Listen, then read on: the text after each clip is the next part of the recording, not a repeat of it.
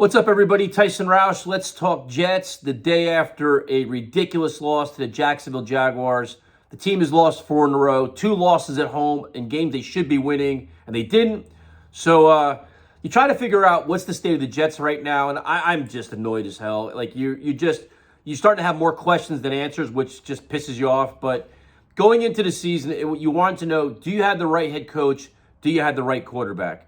Well, Coach Saleh, I think in year 2, you saw a lot of signs of improvement, holding players accountable. The defense was better, making adjustments throughout the game.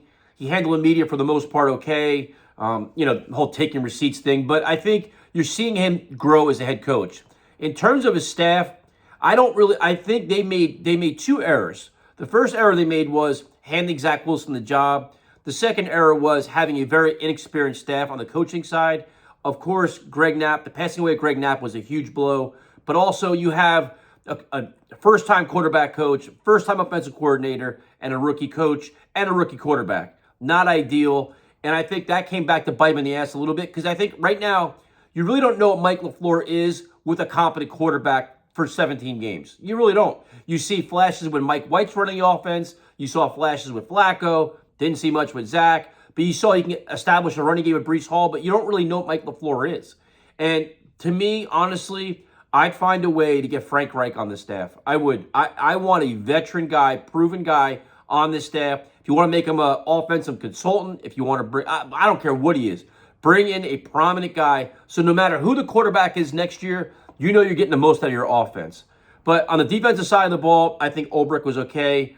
I think the last 2 games are very disappointing where the defense was exposed. They didn't, and it's just, you don't know what's the cause of that. Are they flat? Are they tired? I mean, at one point last night, the Jaguars were on the field, twice as long as the Jets offense was. So you get demoralized.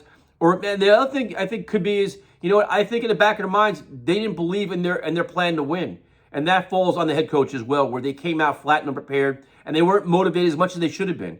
Sometimes you want to see, like, Saleh, on the sideline, just, you see the fire, like, on the sideline during plays, but maybe on the sideline, pull your team aside, get in their faces, fire them up. Like, your playoffs are on the line. But I also think Saleh he's a very smart man, and I think he pays a lot of attention to detail, and he'll correct a lot of things, too, as they go forward.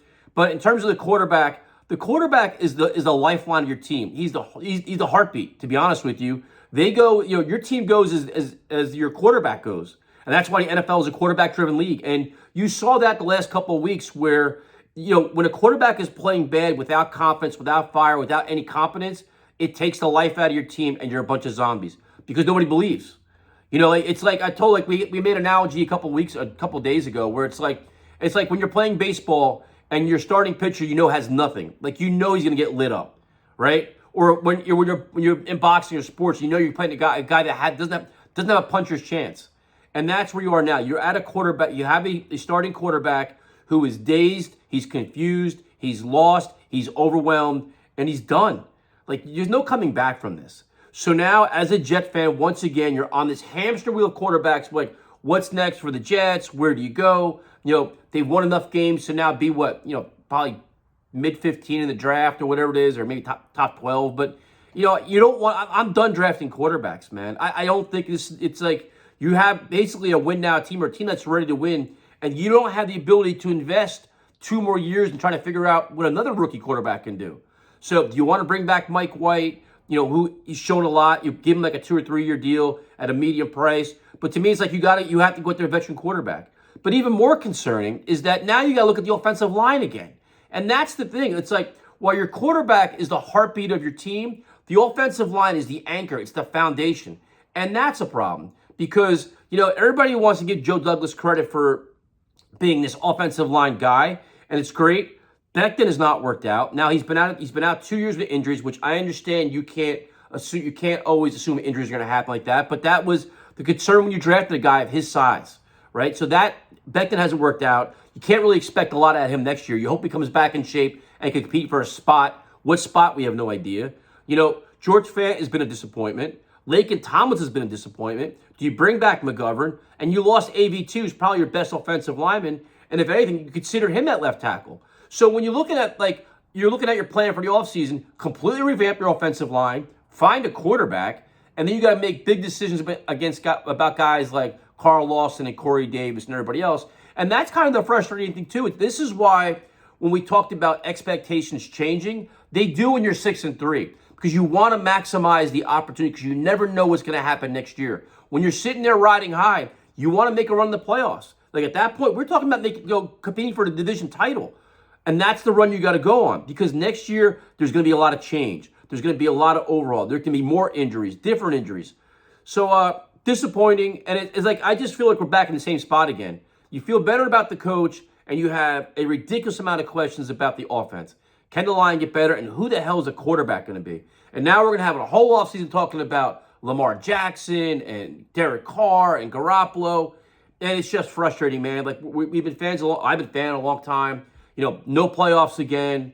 And now you're going to sit here and they trot out Zach Wilson next week. You're going to be like, come on. Like, you don't even want to watch it. Like, you're just not inspired anymore. Like, it's such a roller coaster ride where we were so excited and so many good things happen. And now it's like you just feel like you're getting kicked in the balls now. It's like, oh, here we are, back to the late season collapse, which is exactly what it is. And that, again, I'm kind of rambling, man. I got a cold and I'm just rambling. But it's like, that's the other thing that you worry about with Sal. It's like they were in the playoff mix, meaningful games in December, and you're losing 4 games in a row, 2 at home. And is that an indictment on leadership, or is that an indictment on how bad the quarterback's been? But meanwhile, Mike White was in a couple of those games too. So you don't even know. Like, it's just, I don't know, man. People that are saying blow it all up and bring in Sean Payton, man, I would love to do that. I don't think the Jets would do that. I think Sal is very well respected. They'll keep him in place. And, it's hard to criticize Joe Douglas when he's going to have arguably probably, defensive rookie of the year, offensive rookie of the year. And Breece Hall was a great player too. So you see glimpses of good things, but there's just still big holes, and the holes are big. So we'll see what happens. Thank you for listening to me rant. I'm just so annoyed today. Like, I hate being here. Like, you expect more and you want more, and they let you down. They just did. They let you down. And last night was a complete team letdown. But here you are, 7-8. And, people that are still sending me messages about the Jets can still make the playoffs. I can't even take it seriously, man. If Zach is quarterbacking, you can't take it seriously. Even if Streveler's quarterbacking, you can't take it seriously. And I don't even know why Flacco's on the team. We've been saying this for whatever. Like, we're so desperate we want to see him play. Meanwhile, he doesn't even want to play. He looks disinterested, and he sucks, which is another story. So have a good holiday. Talk to you later.